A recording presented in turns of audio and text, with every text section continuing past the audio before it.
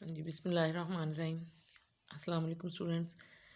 आज बच्चे हम डिस्कस करेंगे, परसों हमने ब्लैक बॉडी रेडिएशंस के टॉपिक को डिस्कस किया था। ये भी इसका इंट्रोड्यूस मैंने करवाया था, ये इंटेंसिटी डिस्ट्रीब्यूशन डायग्राम का कुछ, लेकिन आज मैं ज़रा ज़्यादा अच्छे तरीके से आपको बताती हूँ कि इंटेंसिटी डिस्ट्रीब्यूशन डायग्राम में ये ल्यूमर और प्रिंगस्टन जो साइंटिस्ट थे, उन्होंने ये एक एक्सपेरिमेंटल अरेंजमेंट तैयार की। यानी उन्होंने एक ब्लैक बॉडी ली, यानी उसको एक फर्नेस के अंदर रखा। यानी ये फर्नेस के अंदर एक ब्लैक बॉडी को रखा गया और फिर उसको उसका फर्नेस से यानी वो उसको हीट अप किया गया ब्लैक बॉडी को। उसका टेम्परेचर इंक्रीज़ हुआ तो क्या हुआ कि उसमें से रेडिएशंस एमिट हुई।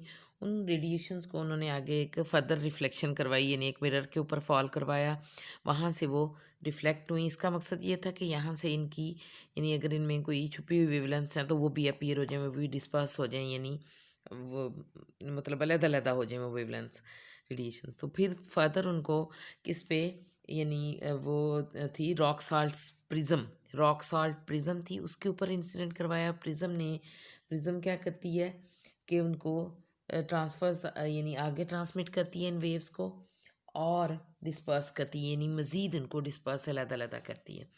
उसके बाद फिर इनको इंसिडेंट करवाया गया एक मिरर के ऊपर, वहाँ से वो फिर इसको थर्मोपाइल डिटेक्टर के ऊपर फाल करवाया गया।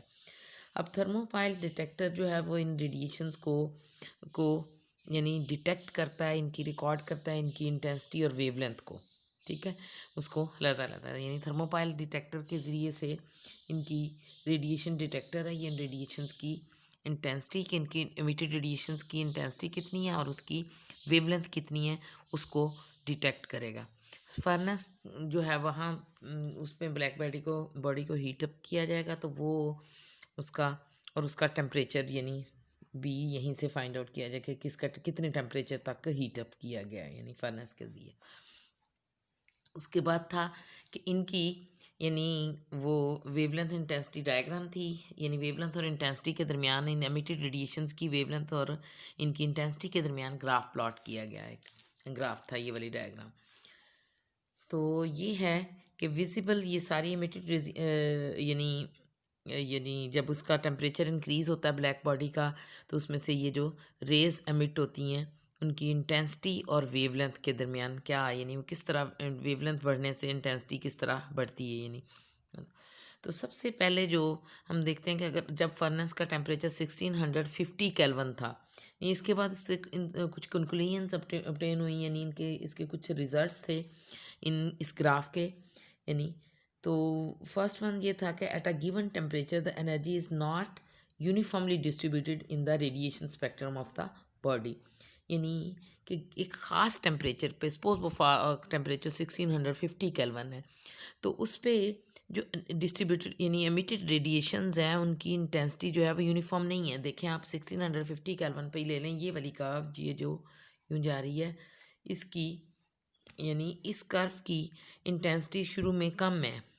ठीक है, ज़ीरो वेवलेंथ पे यानी शुरू में वेवलेंथ कम है जब, तो उस वक़्त इनकी इंटेंसिटी कम है। फिर आहिस्ता आहिस्ता वेवलेंथ इंक्रीज़ करती जाती है तो इंटेंसिटी जो है वो भी बढ़ती जाती है, और जब तक कि ये मैक्सिमम हो जाती है इंटेंसिटी, यानी तो एनर्जी फिर इसके बाद मज़ीद वेवलेंथ को बढ़ाते जाएँ तो इंटेंसिटी जो है ना एक ख़ास वैल्यू के मैक्सिमम वैल्यू के बाद फिर दोबारा इंटेंसिटी डिक्रीज़ होना शुरू हो जाती है। तो यानी इंटेंसिटी शुरू में बढ़ती है फिर वो कम होना शुरू हो जाती है, यानी जितनी जो एमिटेड रेडिएशंस यानी या एमिटेड एनर्जी है वो यूनिफॉर्म नहीं रहती, पहले वो बढ़ती है फिर वो आहिस्ता आहिस्ता कम होती है, यानी वो एक ख़ास टेम्परेचर पे uniform energy is not emitted from the black body, यानी यूनिफॉर्म रेडिएशंस की इंटेंसिटी जो है वो यूनिफॉर्म नहीं रहती। ये एक रिजल्ट तो इसका ये था कि intensity is not uniform at a given temperature. उसके बाद सेकेंड रिजल्ट इसका ये है कि at a given temperature T the emitted energy maximum E max is maximum has maximum value for a certain wavelength lambda maximum, and product lambda maximum and t remains constant। कि at a given temperature एक ख़ास temperature T पे suppose वो 1650 kelvin है, तो जो lambda maximum जो है वो जो है the emitted radiation energy is maximum यानी सपोज ये ले लें ये टी 1650 केल्विन वाली कर्व को ले लें कि इस टेम्परेचर पे जो रेडिएशंस एमिट हुई उनकी एनर्जी और वेवलेंथ का ग्राफ जो है वो यूं बढ़ रहा है ऐसे। यहाँ इसकी पीक है, यानी ये पीक्स हैं और वैलीज हैं।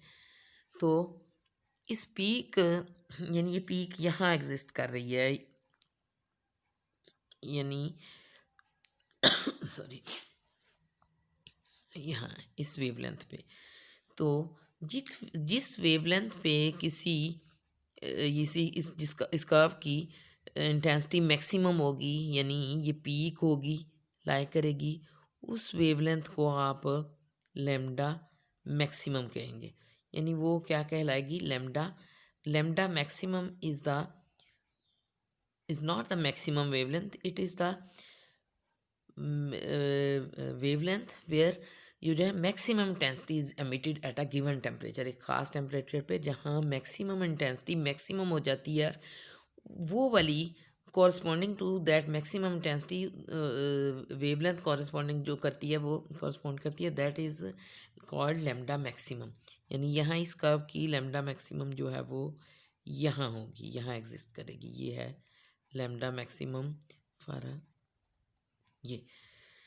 अब इसी तरह जैसे जैसे हम टेम्परेचर कम करते जाते हैं, सपोज टेम्परेचर जो है 1450 केल्विन कर दिया गया, ब्लैक बॉडी का टेम्परेचर 1415 केल्विन 50 केल्विन हो गया, तो उस वक्त आप देखेंगे कि पीक जो है वो थोड़ी सी राइट की तरफ शिफ्ट हो जाएगी। यानी एमिटेड इंटेंसिटी कर्व, जो इंटेंसिटी और वेवलेंथ कर्व होगी 1450 केल्विन टेम्परेचर पे, उसकी पीक जो है वो थोड़ी सी, यानी ये इस तरफ शिफ्ट होगी। ये इसकी पीक है।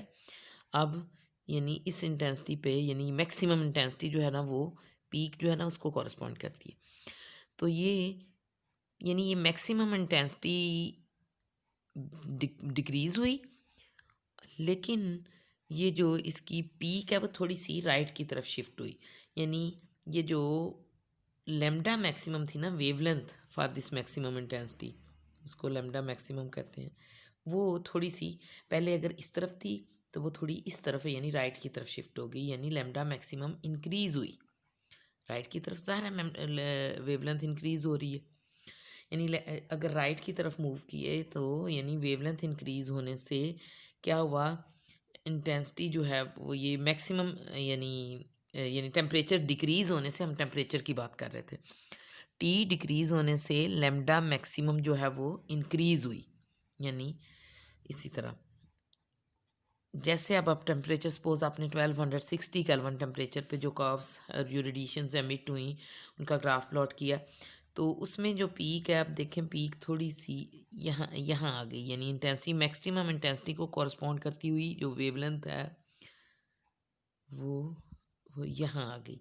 यानी थोड़ी सी लेमडा मैक्सिमम जो है वो राइट की तरफ शिफ्ट हुई। जैसे जैसे टेम्परेचर डिक्रीज करते जाएंगे, लेमडा मैक्सिमम जो है वो मैक्सिमम वेवलेंथ, वो वाली वेवलेंथ है जो कॉरस्पॉन्ड कर रही है मैक्सिमम इंटेंसिटी को। इस कर्व की मैक्सिमम इंटेंसिटी ये है, उस पे यानी उस पे जो वेवलेंथ है वो ये है।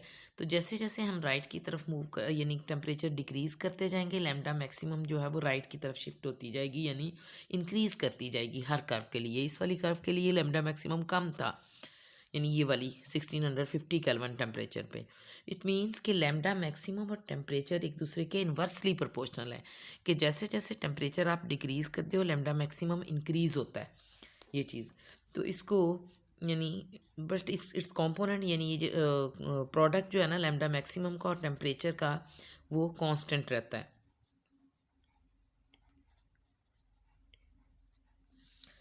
कांस्टेंट रहता है। तो इसको आप इस कांस्टेंट को, यानी आप कहते हैं वीन्स कांस्टेंट कहलाता है, और ये वीन्स डिस्प्लेसमेंट लॉ कहलाता है कि according to this law product of lambda maximum and T for a ये intensity distribution curves, product of lambda maximum and T temperature kelvin temperature remains constant. ये कांस्टेंट के इक्वल होता है। यानी अगर आप टेम्परेचर कम करेंगे तो लेमडा मैक्सिमम इंक्रीज हो जाएगा, ताकि ये जो है इनका प्रोडक्ट कांस्टेंट रह सके। तो सेकंड इसका, थर्ड इसकी ये था कंक्लूजन के for all wavelengths N increase इन जो है temperature causes an increase in energy emission. यानी कि ऑल वेवलेंथ्स, हर वेवलेंथ के लिए।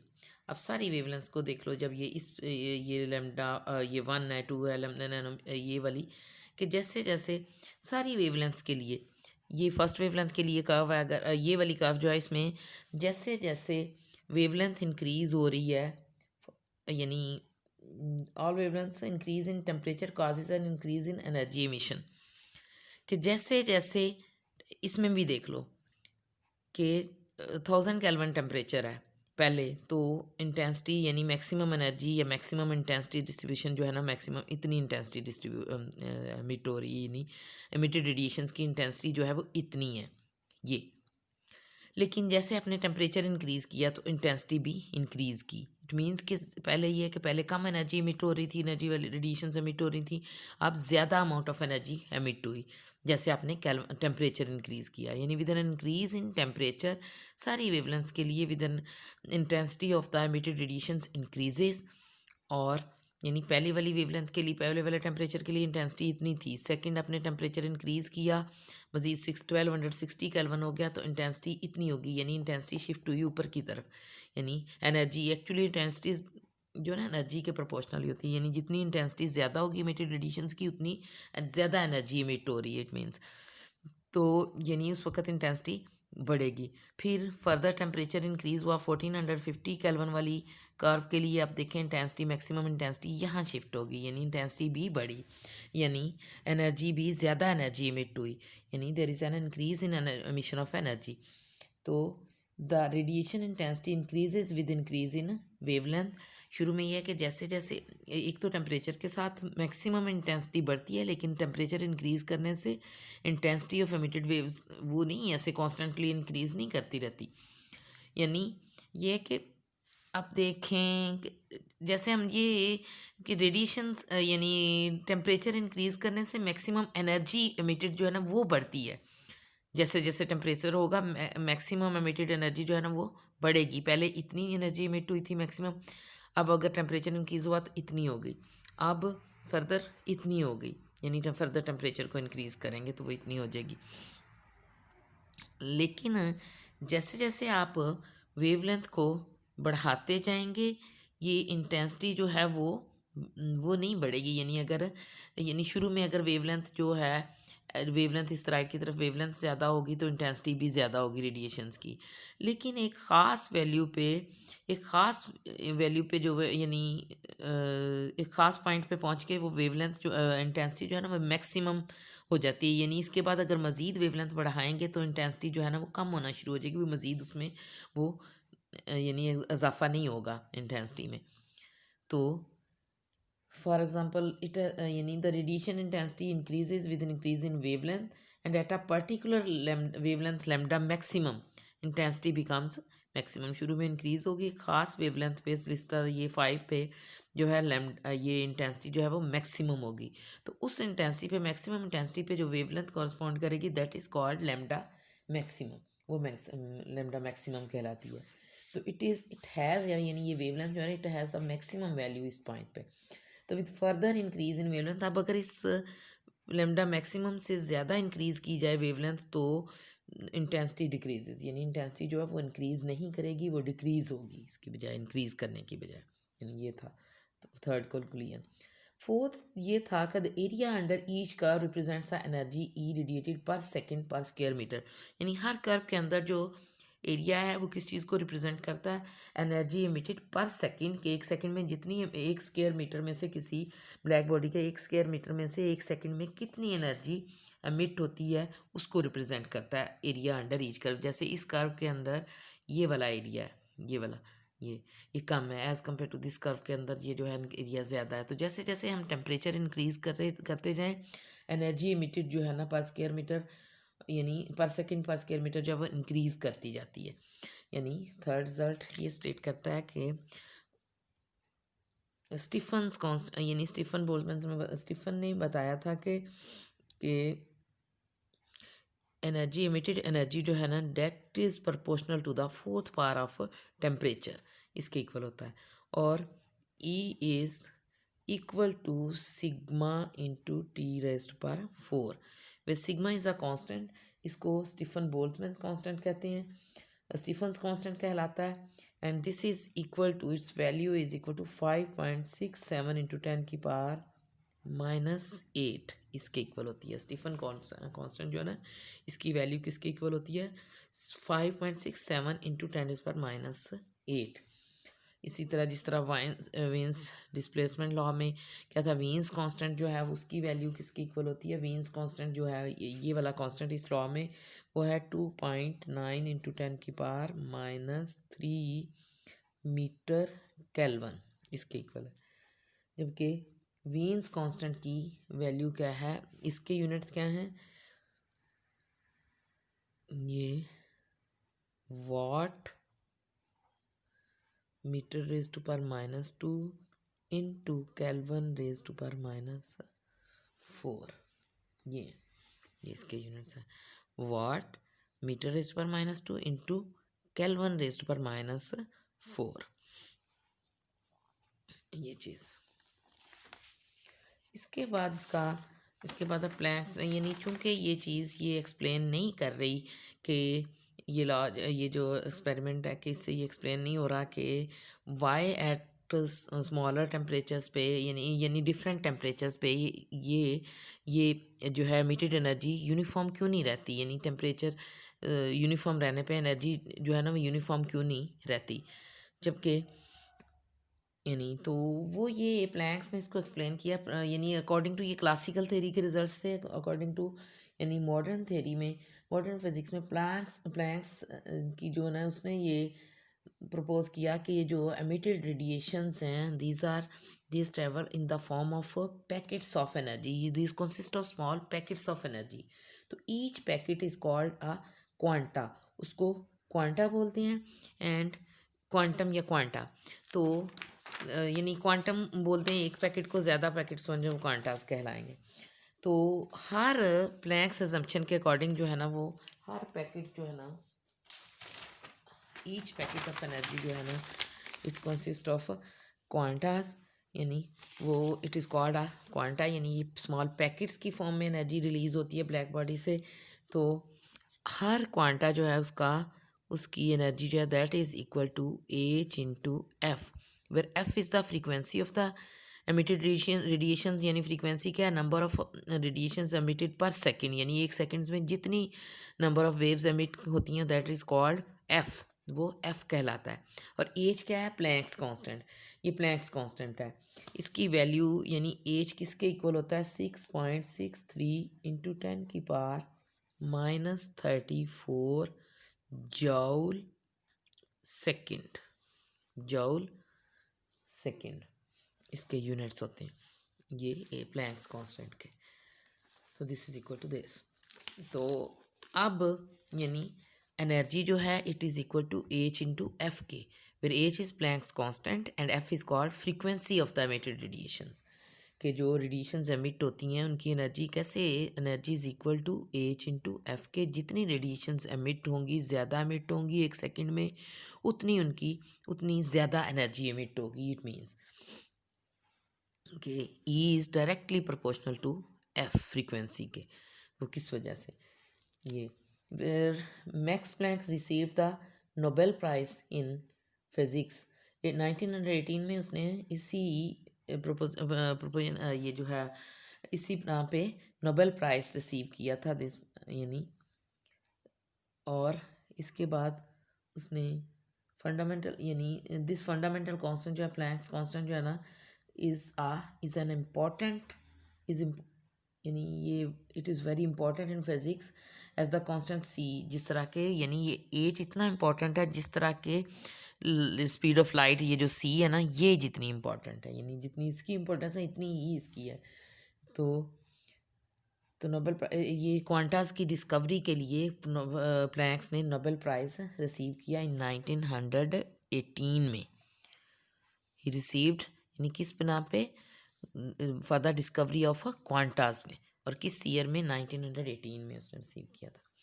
उसके बाद Planck suggested that as matter is not continuous but consist of a large number of tiny particles. जिस तरह मैटर जो है वो कॉन्टिन्यूस नहीं है, सिर्फ वो छोटे छोटे पार्टिकल्स से मिलकर बनता है, इसी तरह लाइट रेडिएशन, यानी ये जो रेडिएशंस है ना, these are this consist of ये भी छोटे छोटे यानी पैकेट्स ऑफ एनर्जीज पे यानी पार्टिकल्स पे मुश्तमिल होंगी, जिनको हम फोटॉन्स बोलते हैं। यानी ये फोटॉन्स पे मुश्तमिल होती हैं, जिनको यानी यानी वो जिनको यानी फोटॉन्स पे यानी पैकेट्स ऑफ एनर्जी पे हमने कहा था ना, तो this packets of energy are called photons, वो फोटॉन्स कहलाएंगे।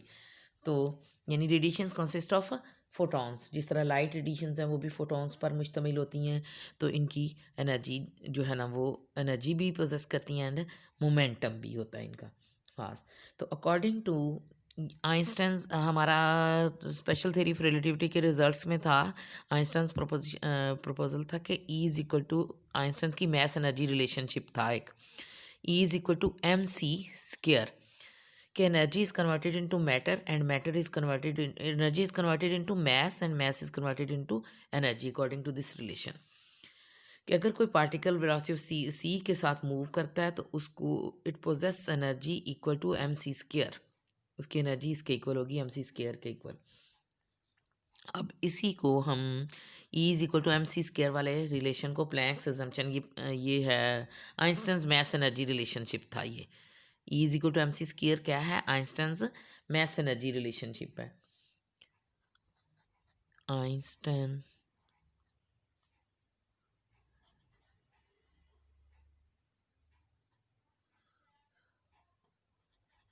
Mess energy relationship is equal to MC square. इसको हम यूं भी लिख सकते हैं, E is equal to M into C into C को हम दो दफ़ा इस तरह C इंटू सी लिख देते हैं। अब ये है MC क्या है? अगर फोटॉन के लिए कहें, फोटॉन एमिट हो रहे हैं तो उनकी फोटॉन पार्टिकल्स, तो उनका मैस M के इक्वल है, तो उनकी स्पीड जो है वो C स्पीड के साथ मूव कर रहे हैं, तो उस वक़्त इसका ये जो है M क्या है? मैस ऑफ फोटॉन, C क्या है? Speed of photon. यानी अगर किसी मैस और वेलोसिटी का प्रोडक्ट M और C का यानी वेलोसिटी का प्रोडक्ट क्या कहलाता है? Linear momentum. वो क्या कहलाएगा? मोमेंटम। उसको हम P से रिप्रेजेंट करते हैं। तो E को हम energy of emitted photons will be equal to P, MC की जगह पे हम क्या लिखेंगे? P इंटू C, वैसे is the speed of light, P is the momentum of photon. तो अब हम चूंकि E is equal along according to Planck's relation, E is equal to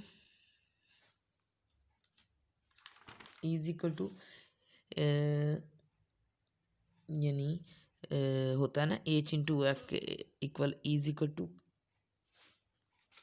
HF, HF के इक्वल है ना, is equal to H into F photon frequency, इसके equal होता है। और फिर हम लिख सकते हैं E is also equal to PC, तो हम लिख सकते हैं P इंटू अकॉर्डिंग दोनों रिलेशंस ये जो है ना एनर्जी के लिए हैं। ये आइंस्टाइन वाले मैस एनर्जी रिलेशनशिप से हमने ये निकाला, इसकी एनर्जी के लिए फार्मूला PC, फोटोन की एनर्जी के लिए फार्मूला PC। किसी भी पार्टिकल, वो फोटोन हो सकता है, कोई भी पार्टिकल हो सकता है, उसकी एनर्जी के लिए फार्मूला किसके इक्वल होता है? P इंटू C के, यानी मोमेंटम और वेलोसिटी का, स्पीड का प्रोडक्ट इसके। अब अकॉर्डिंग टू प्लैंक्स अजम्पशन जो है ना, E is equal to HF के इक्वल होता है। तो हम लिख सकते हैं ये कि लेफ्ट हैंड साइड्स इक्वल हैं, दोनों एनर्जीज हैं, तो राइट हैंड साइड्स भी बराबर होंगी, यानी P into C is equal to HF के। तो आप ये करें यहाँ P इंटू C, तो हमने फाइंड आउट करना है मोमेंटम ऑफ द फोटोन, कि इनका मोमेंटम किसके इक्वल होता है। वो होगा इससे इसी रिलेशन से HF ओवर P के इक्वल, HF ओवर P इसके इक्वल। तो यहाँ सॉरी ये गलती हो गई, HF over C, HF over C के इक्वल है। अब आपके पास जो है HF ओवर C आ गया, ये F ओवर C जो है ना that is equal to lambda के इक्वल होता है, 1 ओवर लेमडा, यानी C over F velocity over frequency जो है ना, this is equal to lambda. तो सो F ओवर C जो है that is equal to 1 over lambda के। तो ये रिलेशन है। तो यहाँ से आप यानी यहाँ ये पुट करें इसकी वैल्यू, तो ये आ जाएगा एफ इंटू सी जो है, एफ ओवर सी क्या है 1/λ, तो ये आ जाएगा h/λ के इक्वल, इसलिए so momentum of photon is equal to h/λ, इसके इक्वल आ जाएगा।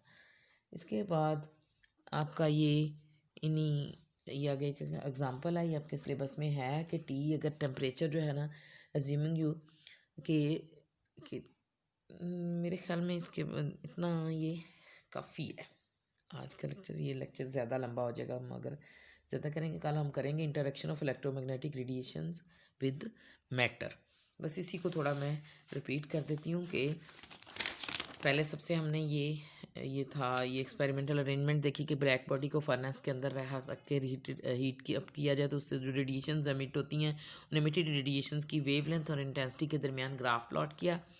तो हमने सबसे पहले रिज़ल्ट में ग्राफ के पहले रिज़ल्ट में यानी था कि एट अ गिवन टेम्परेचर यानी ख़ास टेम्परेचर पे जो ना एनर्जी डिस्ट्रीब्यूटेड, ये जो एनर्जी डिस्ट्रीब्यूट होती है इट इज़ नॉट यूनिफॉर्म, यानी energy is not uniformly distributed. शुरू में एनर्जी यानी intensity is not uniformly distributed, यानी इमिटेड रेडिएशंस की इंटेंसिटी यूनिफॉर्म नहीं रहती।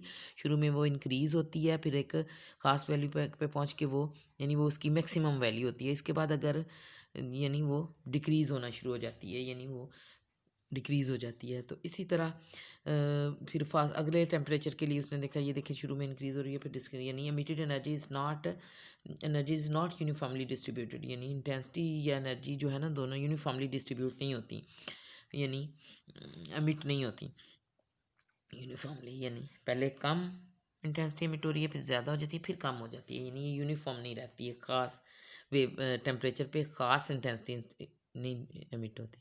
दूसरा हमने ये देखा था कि टेम्परेचर जो है वो लैम्डा मैक्सिमम जैसे जैसे राइट की तरफ वेवलेंथ राइट की तरफ शिफ्ट होती जाए तो लैम्डा मैक्सिमम यानी ये जैसे जैसे टेम्परेचर डिक्रीज़ होता है तो लैम्डा मैक्सिमम जो है राइट की तरफ शिफ्ट होती जाती है, लेकिन कि लैम्डा मैक्सिमम जो है ना वो इंक्रीज़ होती जाती है। With the decrease in temperature lambda maximum increases, या हम कह सकते हैं with increase in lambda maximum temperature decrease, यानी lambda maximum is inversely proportional to temperature के जो एमिटेड रेडिएशन है उनकी वेवलेंथ जो है ना that is inversely proportional to temperature, यानी ज़्यादा टेम्परेचर पे कम वेवलेंथ वाली रेडिएशंस कम लैम्डा मैक्सिमम वाली यानी रेडिएशंस एमिट हुई, जबकि कम जैसे जैसे टेम्परेचर डिक्रीज़ करते गए लैम्डा मैक्सिमम इंक्रीज़ होती गई, लेकिन इनका प्रोडक्ट जो है वो कांस्टेंट रहता है। तो ये क्या कहलाता है, ये लॉ ये इक्वेशन क्या कहलाती है, वीन्स डिस्प्लेसमेंट लॉ। तो ये कांस्टेंट क्या कहलाता है, ये जो जिसके इक्वल है ये product that is called Wien's constant, और उसकी वैल्यू ये होती है। उसके बाद आपने देखा कि एनर्जी डिस्ट्रीब्यूशन जो है ना एट अ गिवन टेम्परेचर जो है ना एनर्जी जैसे जैसे टेम्परेचर जो एमिटेड एनर्जी है ना that is proportional to the fourth power of temperature, यानी जैसे जैसे टेम्परेचर बढ़ता जाए एनर्जी जो है वो एमिटेड एनर्जी जो है ना एरिया अंडर द कर्व जो है ना उसके प्रोपोर्शनल होती है ना, उसके इक्वल होती है।